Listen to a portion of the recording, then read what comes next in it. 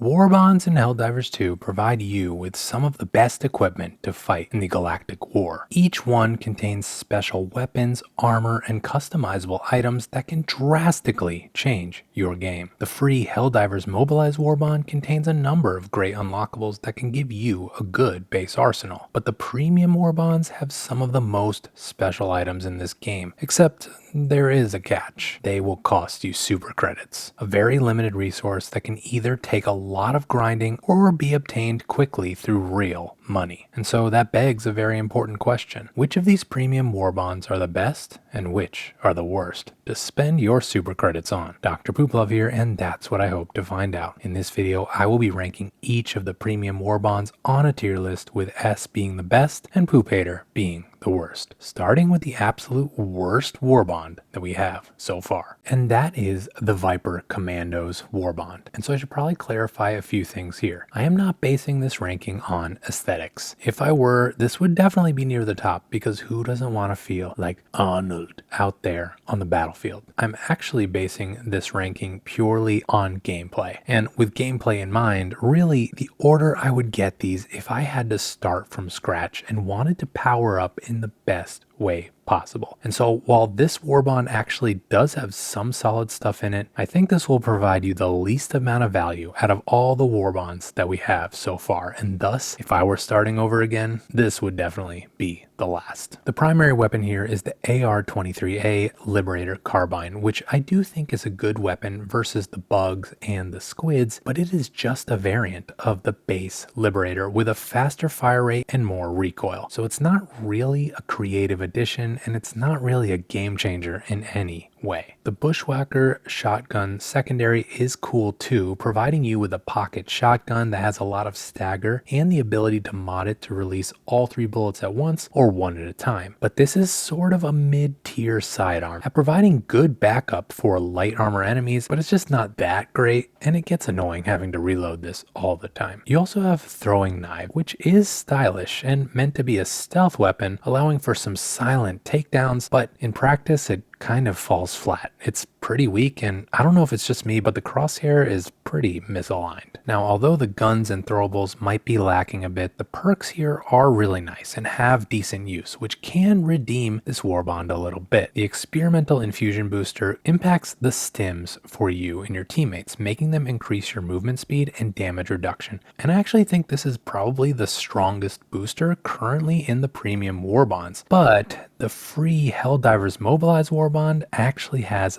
better boosters, in my opinion, that really should be selected first. Although this is a great one, this isn't really a must-have, especially since you can still benefit from this if you just have another teammate who equips it. The Peak Physique armor passive is perhaps the most useful part of this warbond, providing you with extra melee damage, which can help boost the Constitution's bayonets, as well as other melee weapons like the hatchet and the stun melee weapons, making these all that much more usable on the battlefield. This passive also allows for greatly improved weapon handling, which can help you with some of the harder to wield guns like the heavy machine gun, the Jar Dominator, and the Eruptor. And while I do think this is a great enhancement, it's not the best. Melee, at least as of now, is growing in viability, but it's still not something I would consider as a majorly impactful mechanic on the battlefield. But I do think it will get there at some point, so having this could come in handy. Also, a lot of the guns that benefit from this armor passive come from other warbonds like the Jar Dominator, so it really just kind of makes sense that you might unlock that first. All in all, while the Viper Commandos warbond has some going for it, it really isn't going to blow your mind, and certainly style aside, I would say this is really at the bottom in terms of the warbonds that I would prioritize, and so because of that, gets the honor of getting the Poop Hater category. But let's move on to the next warbond on this list, which I used to consider the actual worst warbond, but after some buffs, I think it deserves to be a little bit higher, and that is the Chemical Agents warbond. Now, this one is themed largely around the gas mechanic, and gas certainly has been growing on me. I mean, my name is Dr. Pooplove. Gas can cause enemies to become confused, take corrosive damage, and even attack each other instead of you. It is an interesting and unique effect, but it is still one that is a little bit niche, and a lot of what is in this warbond is kind of doing the same thing, just just in different ways. You have the Sterilizer, which is a stratagem support weapon, very much like the Flamethrower, only releasing gas. And this can be nice, mostly on the bug and the squid fronts, for getting each respective horde off your back. And I do appreciate that Arrowhead has recently buffed the duration of the gas effect, because this is noticeable, especially on the squid front, where I used to not even want to consider using this. Of course, though, with gas, you're not going to be doing a whole lot of damage. It's not the main function of this. It's more about the confusion. And so you can't expect this to be a major killer of the horde. And if you want to get them off your back permanently, you're probably going to need something stronger. Now, this also has the Guard Dog Dog Breath stratagem, which is a backpack that releases a dog that gasses up enemies. And this can be nicer as it emits the gas effect for you, allowing you to focus on the killing. In the past, I found this not to be as reliable, but the buffs that have been made to this have made it much more reliable and stronger. That being said, it does basically the same thing as the Sterilizer, so it's sort of a pick your poison scenario, literally. Now, my favorite thing in this Warbond is actually the gas grenade, which I think is actually the most effective gas item in here, mostly because it leaves this lingering gas cloud that can impact an area for a longer amount of time, rather than these stratagems which only gas up individual targets. And this one is honestly one of my favorite throwables. It works really well on the bug front, and it can put up some serious numbers on the squid front. But rounding off the gassiness is the advanced filtration armor passive, which actually protects you from the gas damage. And it actually does make a big difference in your ability to survive in the gas, but it's not something that's actually very useful on the battlefield. I mean, sure, you can gas strike or gas bomb yourself or an objective and survive longer inside the clouds, but that's a pretty niche use case that doesn't seem worth it, especially when you can mostly just stim your way out of those situations. Now, not to be forgotten though is the stim pistol, which is a sidearm that you can fire at your teammates instead of enemies, and that will provide them with a mini stim, healing them when they're weak or giving them some extra stamina. And this actually is a really amazing one for team play, and it really makes me want to see more medic focused items added to this game. So yeah, there's definitely some good stuff in here, but it is a little bit one note, giving you more options for a bit of a niche mechanic. I like what they have done in terms of buffs for this, but it still ranks lower in priority for me, and so as the next worst Warbond, this is going to get a C. But moving on, things will get really hard to rank from here. I can make some very strong arguments for why the first two Warbonds I listed belong at the bottom, but I can see some very good arguments being made for why each of the remaining Warbonds doesn't deserve the ranking I'm about to give them. But this is my opinion, which is objectively true, and I've never had any lapses of judgment ever. So the next Warbond is the Truth Enforcers. Okay, so this is another one where if I counted style points only, it would probably be top S tier, because the hell drip on this is so awesome. And while I think the gameplay stuff in here is good, out of all the Warbonds we have left, this will offer the smallest amount of value. The Halt shotgun is perhaps the biggest standout here in that it offers an extremely unique gun that serves dual functions. It can stun and freeze light armored enemies in stun mode, which feels nice, and in particular can stun a lot of the Voteless Horde, making it amazing versus the Illuminate, as well as being able to freeze a charger from the front. But you can also switch modes on this and blast enemies away with its medium flechette rounds. And this makes it very strong and perhaps one of the best shotguns that we have. This switching mechanic also leads to an interesting interplay, as you can stun enemies with the stun and switch to flechette for a good deal of damage, or stun and switch to something else. It's really your choice. Either way, I like that this is extremely unique, and it should be celebrated for bringing some interesting strategy and versatility to the game. Another standout here is the Loyalist sidearm, which provides you with a pocket plasma charge up weapon, essentially a mini purifier with all the benefits that plasma weapons have, and this is great, especially versus the bots and versus the charger butts. This is amazing, but it is limited in ammo, so it's not going to provide you as much impact as the other plasma primaries might, especially in that you're mostly going to want to use this for the charged up shots, and you can't benefit as much from the rapid fire. This Warbond also has the Reprimand, which is good, but it's not much of an SMG as it's two-handed. This gun also does does share some similar traits to another gun from another warbond, which to me ranks higher, so I don't find it to be an urgent pickup, but I do know a lot of people love this one. The perks on this are also interesting. The dead sprint allows you to trade health for more stamina, which I like, but it might annoy your teammates as it will automatically drain health when you run out of stamina rather than really giving you any option. And so it kind of forces you to watch your stamina bar very closely in order to make sure you don't lose health. Either way, I like that this is one of the boosters with some good positive potential. You also have the unflinching armor passive, which reduces your pain wobble when getting shot at. And this is going to be more beneficial to you really on the bot front, as the flinch from that can get annoying. Although to be honest, it's not that useful as pain wobble happens as you are taking damage. And this doesn't include a heavy armor set where that would actually make the most sense. Another issue I've noticed is because you aren't flinching, you might be slow to realize you are getting hit, as the flinch was kind of a good indicator to let you know. In summary, this has a lot of uniqueness and some amazing standouts, but even those aren't earth-shattering in my opinion. It also has some things that are about average to mixed, and so I will give this a B as a warbond. But that brings me to the next one, which I think provides things that are a bit more fun, but a little less practical, and that is the Servants of Freedom warbond. Now, this one is interesting because essentially it is filled with some very high risk, high reward items that will remind you that protecting a democracy requires some sacrifice. Starting off, we have the Laz 17 double-edged sickle, which is a sickle variant without a fire limit that winds up and does progressively more damage and penetration over time, starting from light armor penetration and getting all the way to heavy armor penetration, with a trade-off that it will cause progressively more self-inflicting damage to yourself the longer you hold it down, eventually catching you on fire. And well, the thing is, technically this does have a fire limit, and that limit is your health, or at least your resistance to damage that you are taking from this. Now, with most armors, this self-inflicted damage will kick in quickly, but the inflammable armor passive can really help with that. And actually, if you combine the inflammable armor with the vitality booster, you won't actually take that much damage at all, at least not until the coil gets in the red. And that makes this far more usable. But needing to equip all of that can be a hefty price to pay. This also will require you to have the armor from the Freedom's Flame warbond. Although if you did get the free acclimated armor from the Killzone collaboration gift, that can be a slight of a half measure, giving you some fire resistance. But in the theme of this warbond, this double-edged sickle will have you sacrificing something in order to get good use of it. But that sacrifice can at times be worth it, even being able to do things like kill a charger from the front. I do especially really love this gun on the bot front, where I do think it drastically outshines the normal sickle in that it does reach to medium armor penetration and even heavy armor penetration that can deal with the hulks from the front. And it also can allow you to continue that heavy armor damage if you stim through the pain. On the squid front, it certainly can be useful as well, but I do think the base sickle is more than enough. Either way though, this is a great gun, but it does have a lot of those caveats that you're going to need to make sure you're compensating for. Now, this also has the GP20 ultimatum, which is almost like a pocket nuke or a pocket stratagem, giving you a ton of damage that can deal with the most elite enemies in one shot, as well as tons of utility sites. The trade-off here is that this is very short range and has very limited ammo and has some serious arc to it that really kind of makes it hard to actually hit your targets. It also makes explosions very close to you, so that can put you at risk. This does seem to be the most popular item from this warbond, and it is definitely cool what you can do with it. It essentially also opens up a stratagem slot for you, but it is going to take a good deal of practice to get the hang of this, which you will need to be prepared for. Now, you also have the integrated explosive armor passive, which turns you into an explosive that will trigger upon your death. And this can actually wreak a lot of havoc when dealing with the horde, but it does kind of rely on you dying to have to use it. And it also might put your team at risk as it triggers whenever you die, keeping in the theme with the risk reward. This also has the B100 portable hell bomb stratagem, which is a backpack where you can trigger a timer for a huge explosion. Now, this can do a lot of damage, but the risk is you need to physically travel to where you plan to explode it, putting yourself in a lot of risk. It also has a pretty long cooldown, at least compared to something close to it like the 500 kg bomb, which can largely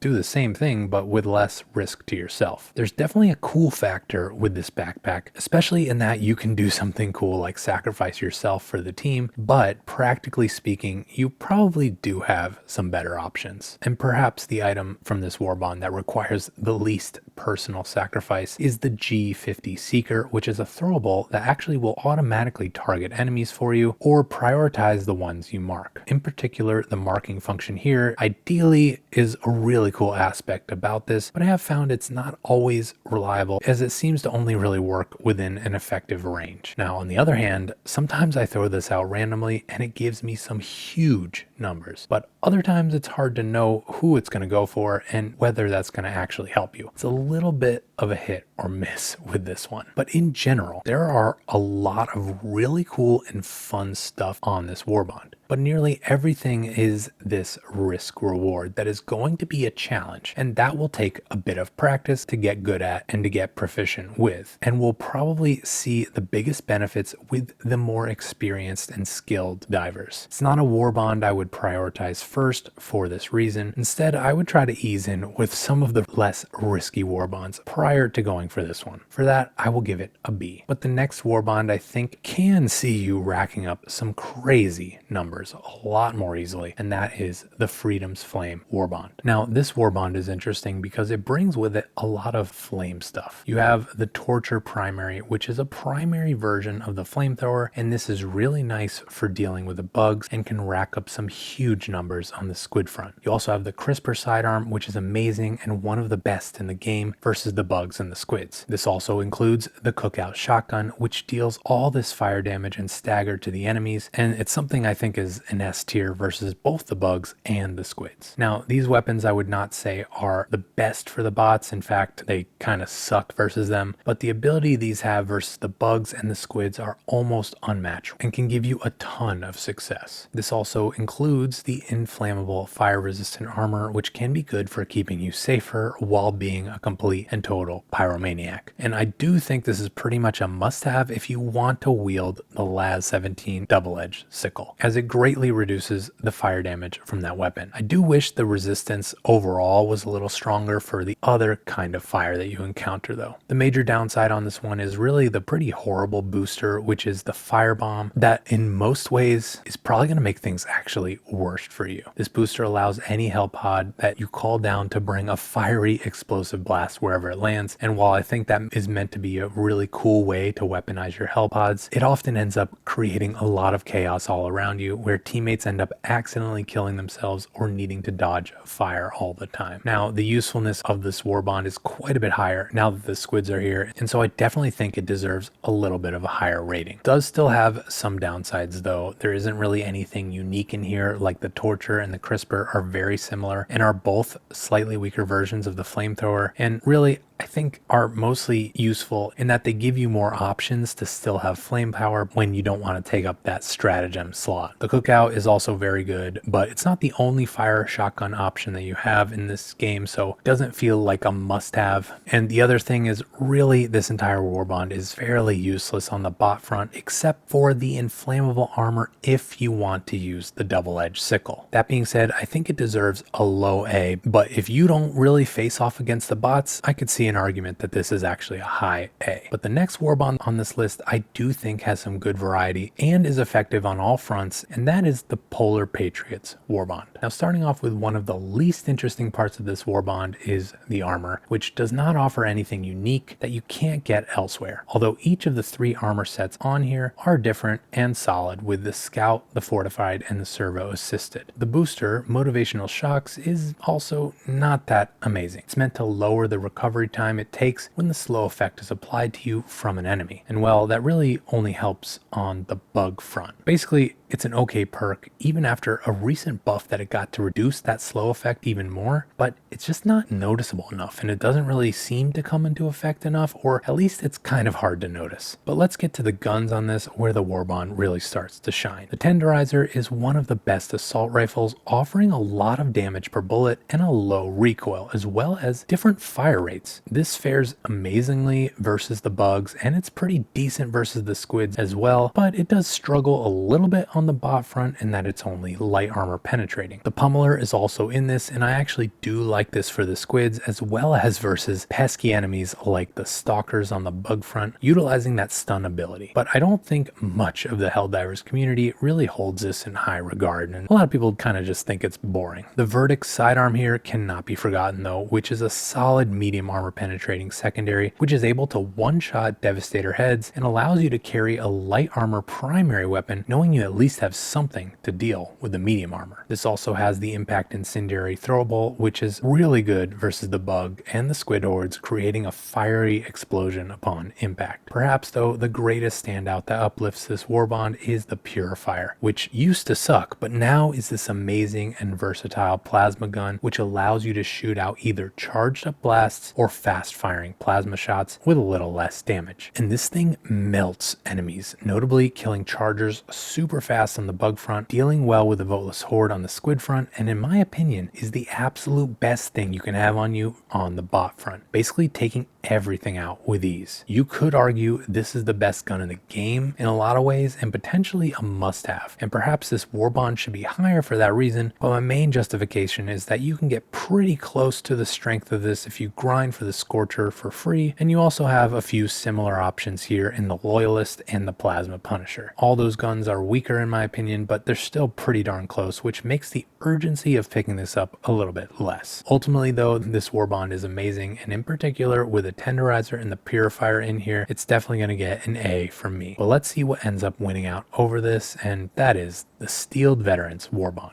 Now this one might be a little bit controversial for some because there is some straight up poop in here, especially the booster, which lowers your reinforcement cooldown, which even after getting a buff is still pretty bad. This is only providing value if you plan on dying all the way down to 0 reinforcements, and you really should be planning to maintain reinforcements where other boosters can help you a little bit more with that. The armor set being servo assisted is not the strongest in my opinion, but it does offer some nice things, allowing you to throw your stratagems a little bit longer, as well as having increased limb health. That can actually also be good for stealthier play, allowing you to keep more distance from the enemies, and especially I think can be good on the bot front, chucking stratagems into those fortresses. You also have here the Incendiary Grenade, which is good, but it does have a fuse time, and as such, the Impact Incendiary from the Polar Patriots could arguably be a better option for you. What gives this warbond great value though, in my opinion, are the weapons. The Liberator Concussive is not the best, but it at least offers a very unique staggering function, especially on the bug side, that can actually pair well with the Incendiary Grenades, corralling enemies into the fire. When we get to the Breaker Incendiary shotgun though, now we're talking. This is absolutely amazing and a great weapon to take out versus the bugs and the squids. This is a shotgun firing off a burst of incendiary rounds, and while the cookout may be probably a little bit better than this, it's still pretty close. You also have the Jar Dominator here, which can dominate on any front, but I think especially excels on the bot front, killing everything quickly with a lot of stagger and damage. And perhaps the best part about this warbond is the Senator sidearm, which I believe is a must-have now, at least on the bot front, shooting these heavy armor penetrating shots into enemies and can take things down really easily like the Striders and the Hulks. The Senator also can be amazing on the squid front, being able to one-shot headshot overseers as well as take down harvesters. And so I really like this one, especially because what it brings are not only some of the best guns in the game, but also some good variety. You have some fire, you have some stagger, you have some power, as well as one of the strongest sidearms in the game that can take on the biggest threats. And I think this will equip you really nicely for any of the three fronts, so while definitely not perfect, I would get this sooner rather than later, and that's why I give this an A. But the next warbond on this list is just hit after hit without any misses, and that is the Urban Legends Warbond. And this one is interesting because it doesn't come with a primary weapon, and that usually will give me pause, but this makes up for it by including 3 really good stratagems. The first, and perhaps my least favorite, is the Directional Shield, which is almost almost a mix between the personal shield and the ballistic shield, in that it provides you a rechargeable shield that protects you from the front and can be used alongside one-handed weapons and secondaries. This is a good way to provide yourself some protection while firing and can allow you to advance, so it's very nice, just not one of my favorites. The Flame Sentry also comes with this though, which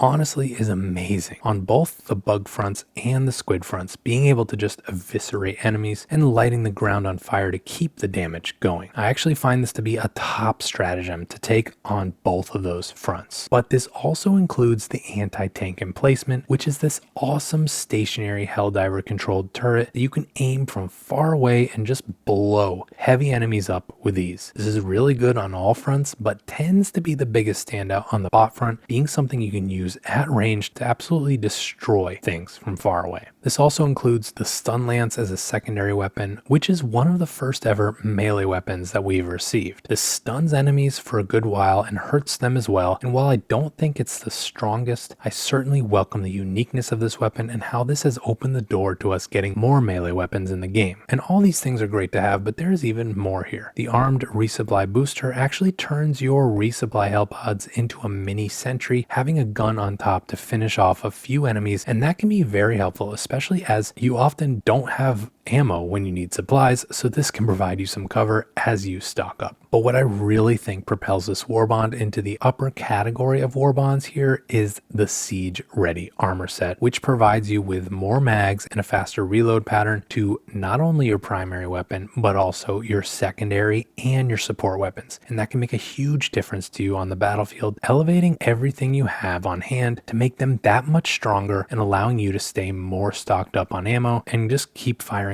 with that faster reload. This passive, in my opinion, is a must-have and makes a great warbond even greater. I don't think I can give this an S tier though, especially because it lacks a primary, something that's definitely going to hurt this, and perhaps a reason I could see you not wanting to get this sooner, and so I will give this an A. But the next warbond I think is definitely a top priority pickup, and that is the Cutting Edge warbond. And what I really like about this is there is nice variety here with very interesting and unique energy weapons. You have the Sickle, which is an assault rifle that is actually one of the best weapons for the squid front, being great for the shields and having infinite ammo for the horde. While this is not my favorite for the bugs, many will disagree with me, and I actually do think this is pretty good for the bots, and in general this is very fun to use. Perhaps hurting this a little bit is the presence of the double-edged sickle, which doesn't have that fire limit, but this is still pretty solid and doesn't deplete your health and generally just still holds its own. Next, you also have the Plasma Punisher, which is basically a plasma grenade launcher that will stagger and wreck clumps of enemies. And this is actually really solid on all three fronts and is one of my favorite weapons in the game. You also have the Arc Blitzer, again, another very unique weapon with infinite ammo, which releases electric bolts to enemies with a lot of stagger, allowing you to damage and control multiple enemies at once. Many will tell you this is an S tier weapon for the bugs, and while I don't necessarily agree, I won't fight them on that, but I do think this is a solid S tier for the squids, and it's also not a bad option for the bots. This also has the Las Dagger, which is a decent laser beam sidearm that can catch enemies on fire and can actually be a great backup for you, especially in that it does have infinite ammo. What's also in here that's amazing is the Stun Grenade, which is actually one of the strongest grenades in the game, freezing enemies for a while so you can have your way with them, and is kind of one of the best things you can have with you on the bot front. Now, the armor passive here is unique and initially was a complete dud, but now at least on the squid front, it has some good use. The electrical conduit armor provides resistance to arc damage, which is basically useless on the bug and bot fronts unless you are planning to have a lot of Tesla towers or your teammates are planning to be reckless with their arc weapons. But this is actually very useful versus the Illuminate, as that faction actually dishes out arc damage of their own from the Harvesters, the Watchers, and they even have their own Tesla towers. Now, the localization confusion booster is not something to write home about, but at least is one of the more useful boosters in that it can give you a little bit of breathing room between bug breaches, bot drops, and Watcher call-ins, whatever they call them. I don't think it's going to make a huge difference, and again, I don't think this is going to be used that often, but still ranks a little bit higher in the booster category, so it's a nice to have. Overall, this is a great warbond in that I think it can really add a lot of variety to your arsenal and has something strong to help you out really on all fronts, especially with the addition edition of the squids, where I think this has risen quite a bit. For that, I will give this an S tier. But the last warbond, I believe, slightly edges this one out, and that is the Democratic Detonation Warbond. Now, there are a lot of reasons this one has ranked so high. For one, this has the thermite throwable, which are these anti-tank sticky bombs that do a lot of damage, especially being able to take out hulks and chargers from the front with ease, making them pretty much a non-issue. You also have some decent armor sets here, although they're not unique to this warbond. I think the Fortified and Engineering Kit armor passives are two of the best in the game, with Engineering Kit providing extra throwables and Fortified providing explosive resistance, as well as both of them being able to reduce your recoil. And that especially pairs well with the assault rifle on here, the Adjudicator, which is a very strong medium armor penetrating assault rifle, which does do some pretty good damage, but it does have a good deal of recoil. And it does really well as an assault rifle on the bug and the squid fronts, but can also double as a marksman rifle pretty well on the bot front. This is honestly one of my favorite guns in the game. It's just fun to use and it's pretty strong. But what really sets this one apart are the explosive weapons here, especially as explosive weapons really are arguably the strongest type of weapon in the entire game. You have the Eruptor, which is a bolt action explosive sniper rifle, which sends shrapnel through the air. And while it pains me to say this is not as strong as it was upon release, it's still pretty effective on all fronts, dealing high damage to stronger enemies and splash damage to the hordes. This also has a utility function, being able to destroy bug holes, fabricators, and blow up spaceships when the shields are down. It's strong, but what is even stronger is the crossbow, which is not only, in my opinion, an S tier weapon for all three fronts, but was actually voted as the best primary in the game by the best audience on YouTube.